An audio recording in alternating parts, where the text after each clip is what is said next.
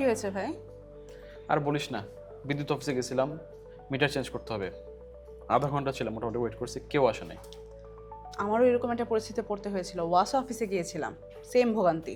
কিন্তু আসলে বুঝলাম না, আমি তো অফিস টাইমে গেছি, অফিসের দিন গেছি, ছুটির দিনে তো যাই নাই, আসবে না কেন? আসলে কিন্তু এখন হয়তো আমাদের এই ভোগান্তিতে আর পড়তে হবে না। এরকম সোমবার মন্ত্রিপরিষদ থেকে একটা পরিপত্র জারি করা হয়েছে, সেখানে বলছে যে যত সরকারি, আধা সরকারি কিংবা স্বায়ত্তশাসিত, আধা স্বায়ত্তশাসিত প্রতিষ্ঠান রয়েছে, ওখানে যারা কর্মকর্তা কিংবা কর্মচারী রয়েছেন, তাদের সবাইকেই সকালবেলা 9টা থেকে 9টা 40 মিনিট পর্যন্ত বাধ্যতামূলকভাবে অফিসে থাকতে হবে। মানে 9টা থেকে 9টা 40 থাকবে?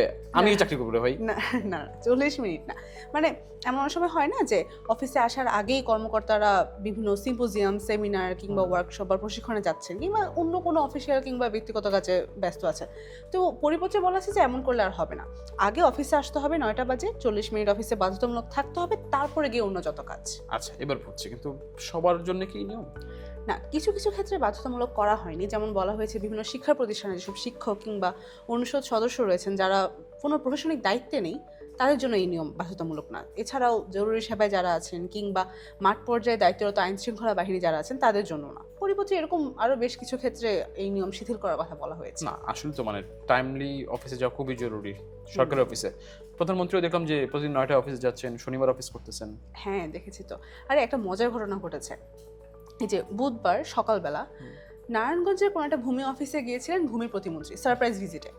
উনি গিয়ে দেখেন অফিসে তালা, কেউ আসেনি। হ্যাঁ, তারপর এখন মানে উনি মানে যদি কি 9টার আগে গেছিলেন? না, বিভিন্ন গণমাধ্যম বলছে যে 9টা 10 মিনিটে গিয়েছিলেন উনি ওখানে। তারপর তো ওখানে গিয়ে উনি অফিসের বারান্দায় আধা ঘন্টা পর্যন্ত সবার জন্য অপেক্ষা করেছেন। সবাই একসাথে ধরা গেছে, হ্যাঁ। রাগ করছে স্বাভাবিক। হ্যাঁ, রেগে তো গিয়েছেনই। পরে সেখানে যখন গণমাধ্যম কর্মীরা গেল, তিনি সবার সামনে তখন মানে ক্ষোভ প্রকাশ করেন। তারপর বললেন যে এরকম অবহেলা আর দায়িত্বহীনতার বিরুদ্ধে প্রশাসনিকভাবে ব্যবস্থা নেওয়া হবে। না ঠিকই আছে, সরকারি অফিসে টাইমলি যাওয়া উচিত, বিশেষ করে যারা জরুরি সেবা দেয়, নাহলে তো খুব ভোগান্তিতে পড়তে হয় না। তো আপনি আজকে কখন অফিসে আসলেন? আরে আমি তো বিদ্যুৎ অফিসে গেলাম না, একটু দেরি হয়ে গেছে। আচ্ছা আচ্ছা, ঠিক। তুই কাজ কর।